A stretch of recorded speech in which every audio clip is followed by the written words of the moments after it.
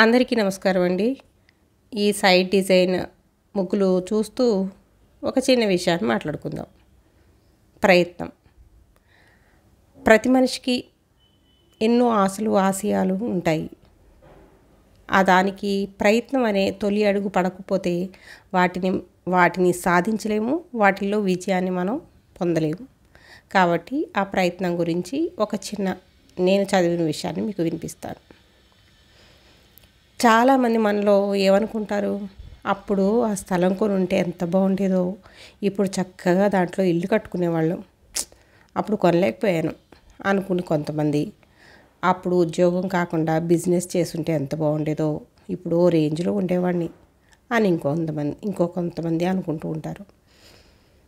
అలాగే నేను అప్పుడే అమెరికా వెళ్ళిపోయి ఉంటే ఎంత బాగుండేదో, ఇలా అంటే కొంత జీవితం గడిచిపోయిన తర్వాత మనం అప్పుడు చెయ్యాలి అనుకున్న పనుల్ని చేయలేకపోవడం వల్ల ఆ రిగ్రెట్ అనేది అలా మిగిలిపోయి దాన్ని చాలామంది దగ్గర చెప్తూ ఉంటారు. అప్పుడే అలా చేసి ఉంటే ఇప్పుడు ఇలా కాకుండా ఇంకోలా ఉండేవాడిని అని చాలామంది అప్పుడప్పుడు అంటూ ఉంటారు. ఈ అప్పుడులు అనేవి వారు కన్న పగటి కలలు కావు, వారి ఆశలు, ఆకాంక్షలు, ఆశయాలు, స్వప్నాలు ఏవైనా అనుకోండి.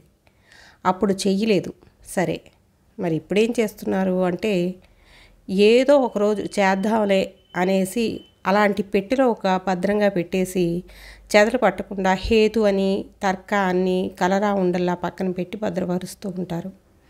దాని గురించి మర్చిపోయిన వాళ్ళు అలాగే మిగిలిపోతారు.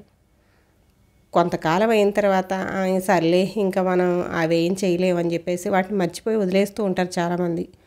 అలా కాకుండా కొంతమంది వాటిని ఆలోచిస్తూనే ఉంటారు. జీవితం చివరి దశ వరకు ఎప్పుడన్నా అవకాశం దొరక్కపోతుందా, మనం అనుకున్నది సాధించకపోతామా అని ప్రయత్నించేవారు చాలామంది ఉంటారు. మీరు ఎప్పుడైనా అలా మాట్లాడారా?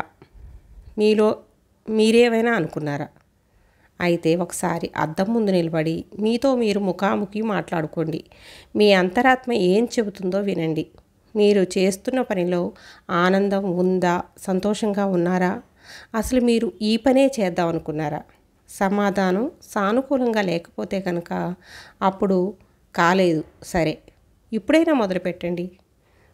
మీరు మీ జీవితంలో ఏది సాధించాలనుకున్నారో, మీకు బాగా ఇష్టమైన పని ఏమిటో, దానికి వయస్సుతో సంబంధం లేదు. మీరు అనుకున్నప్పుడు మీకు ఇష్టమైన పనిని చేయడానికి ప్రయత్నం అనేది తప్పకుండా చేయాలి. అప్పుడే మీరు విజయాన్ని సాధిస్తారు.